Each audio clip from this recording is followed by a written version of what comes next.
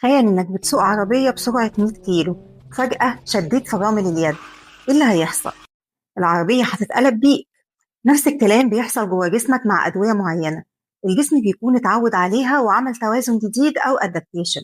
لو سحبتها فجأة الجسم بيعمل انتفاضة أو رد فعل عكسي عنيف، ممكن يوصل لانتكاسة أسوأ من المرض نفسه. وهنا لازم نسأل سؤال مهم: يا ترى هل كل الأدوية ينفع تتوقف فجأة؟ الإجابة لأ. في أدوية تحديدا لازم تتسحب واحدة واحدة، وإلا جسمك ممكن يدخل في أعراض انسحاب. والأعراض دي مش مجرد تعب بسيط، دي ممكن توصل لمضاعفات خطيرة. النهاردة هقولك على 6 أنواع من الأدوية ممنوع، وبكرر ممنوع توقفهم من نفسك فجأة بدون خطة سحب تدريجي من الطبيب أو الصيدلي المتابع لحالتك. أول حالة الكورتيزون. مريضة كانت ماشية على كورتيزون أكتر من أسبوعين، زي سوليوبريد أو أبيدون أو ديكسازون. حست إنها بقت كويسة فوقفته مرة واحدة. بعدها بدأت تحس بإرهاق شديد جدا، دوخة وهبوط، ممكن ضغطها ينخفض، وأحيانا بيحصل قيء وآلام في الجسم.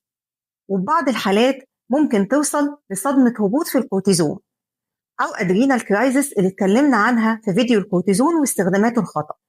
وعرفنا إن ده بيحصل لأن الجسم بيقلل إنتاج الكورتيزون الطبيعي لو أخدناه من بره لمدة أطول من 10 أيام لأسبوعين.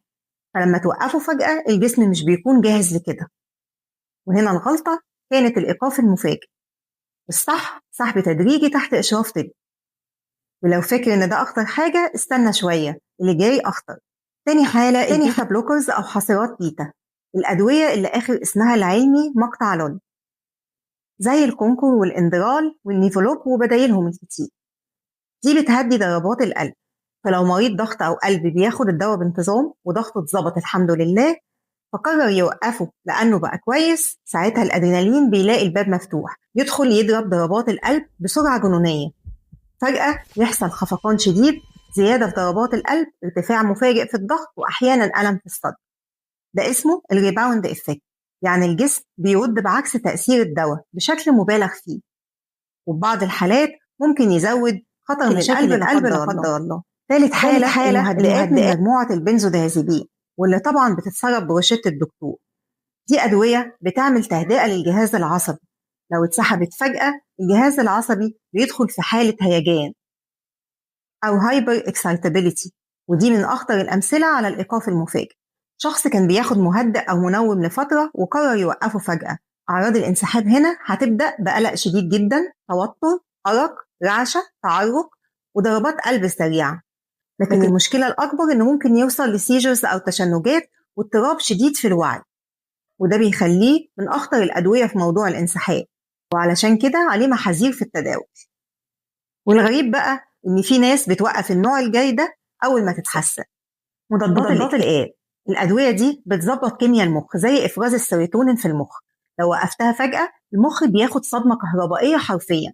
المريض بيحس بحاجة اسمها البرين زابس، يعني لسعات كهرباء في راسه، دوخة، تقلبات مزاج، قلق ورغبة شديدة في البكاء. وأعراض الاكتئاب بترجع أقوى من الأول. بنسميها الديسكونتينيويشن سيندروم. علشان كده السحب لازم يحصل ببطء شديد. خامس حالة أدوية التشنجات، زي الجابتين والكونفنتين والتوبريميد، واللي الدكتور ممكن يوصفها لأسباب تانية كمان زي التهابات الأعصاب أو بعض أنواع الصداع. المريض كانت حالته مستقرة على العلاج لفترة وفجأة وقف الدواء. النتيجة ممكن التشنجات ترجع تاني حتى لو كانت متوقفة بقالها شهور أو سنين. وده خطر لأنه بيحصل بشكل مفاجئ وممكن يعرض المريض للإصابة. سادساً أدوية الحموضة من نوع البي بي آي أو مثبطات مضخة البروتون، زي الكونترولوك أو النيكسيوم أو الأوميز. حتى أدوية الحموضة لو بتاخدها بقالك شهور ووقفتها مرة واحدة، فالمعدة بتنتقل وبتفرز حمض أضعاف اللي كان موجود في الأول، فيما يسمى بالريباوند هايبر أسيديتي. فلازم نقلل الجرعة بالتدريج. خلاصة الكلام النهاردة، الفكرة مش إن الدواء وحش، الفكرة إن طريقة استخدامه هي اللي ممكن تبقى خطر. أنا بقيت كويس هوقف الدواء، دي جملة بسيطة لكن ممكن تسبب مشاكل كبيرة. في أدوية لازم تتسحب تدريجي، ولازم يكون في خطة وتحت إشراف طبيب. قبل ما توقف أي دواء اسأل نفسك سؤال واحد: هل الدواء ده ينفع يتوقف فجأة؟ ولو مش متأكد يبقى الأفضل تسأل الطبيب أو الصيدلي. وابعت الفيديو ده لحد ممكن يكون بيعمل كده من غير ما يعرف خطورة التصرف ده. ولو شايف المعلومة فادتك اضغط لايك واشترك في القناة وانتظر معلومات جديدة لصحة أكيدة بإذن الله. أشوفكم على خير.